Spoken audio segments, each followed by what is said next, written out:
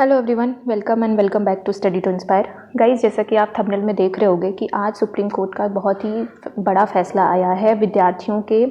और परीक्षाओं से संबंधित। तो ये फैसला क्या है, इसके पहले डिस्कस करने से पहले मैं थोड़ा सा UPSSC ETO के बारे में बात कर लूँगी, क्योंकि हमारी ये जो वैकेंसी थी जिस पे ये पूरा पर्टिकुलर चैनल बेस्ड है, जिस पे मैं आपको वीडियो बनाती हूँ और आप यहाँ पे उससे रिलेटेड वीडियो देखते हो, तो इसका जो फैसला है इसका हमारे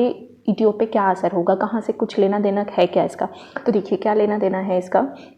कि जब भी कोई भी हाई कोर्ट में कोई भी फैसला सुनाया जाता है और उससे भी ऊपर जब सुप्रीम कोर्ट में कोई फैसला सुनाया जाता है, कोई रूल बनाया जाता है, तो वो उस पर जितनी भी लोअर कोर्ट्स होती हैं उनमें जितने केसेस इस तरह के पेंडिंग होते हैं एग्ज़ाम से रिलेटेड और उनमें जो विज्ञापन है उनसे रिलेटेड, बदलावों से रिलेटेड जो भी हमारा मुद्दा होता है, उन सारे मुद्दों पर ही जो सुप्रीम कोर्ट का फैसला होता है वो डायरेक्टली अप्लाई होता है। जैसा कि आपको यहाँ पेपर की कटिंग मैंने लगाई है उसमें भी आपको देखने को मिल जाएगा, और आप इसे जाके, आज की न्यूज़ है, आपको मैं शेयर भी कर दूँगी ग्रुप में, आप उसे अच्छे से आराम से पढ़ सकते हो। तो जितनी भी आने वाली वैकेंसीज़ हैं या फिर जो अभी भी कोर्ट केसेस में पेंडिंग हैं जिनसे रिलेटेड कुछ विज्ञापन में परिवर्तन को लेके या तो सरकार कर रही है, कोर्ट को लेके विद्यार्थी उस प्रॉब्लम को लेके जा रहे हैं, वो भी नलिफाइड हो जाएगी, वो भी अवैध हो जाएगी। और या फिर कोर्ट से विद्यार्थी गए हैं कुछ मांग करने के लिए, अपनी जो भी परिवर्तन चाहते हैं वो भी, उनका भी वो क्या हो जाएगा, अवैध हो जाएगा। यानी कि प्रक्रिया, एक बार विज्ञापन अगर आ गया, उसमें जितनी सीट है, उसमें जो भी प्रक्रिया निर्धारित की गई है, उसमें जो भी सिलेबस निर्धारित किया गया है, उसमें जो भी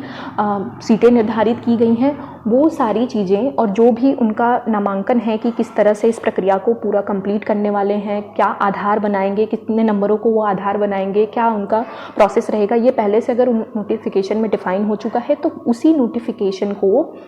माना जाएगा, जो कि उस पूरी प्रक्रिया के ख़त्म होने तक वही नोटिफिकेशन रहेगा, उसमें किसी तरह का कोई परिवर्तन नहीं किया जाएगा। अब बात करते हैं हमारी ETO की वैकेंसी। ETO की वैकेंसी की जो डिले प्रोसेस है उसमें कुछ आयोग का तो हाथ है ही, क्योंकि आयोग ही स्लो है।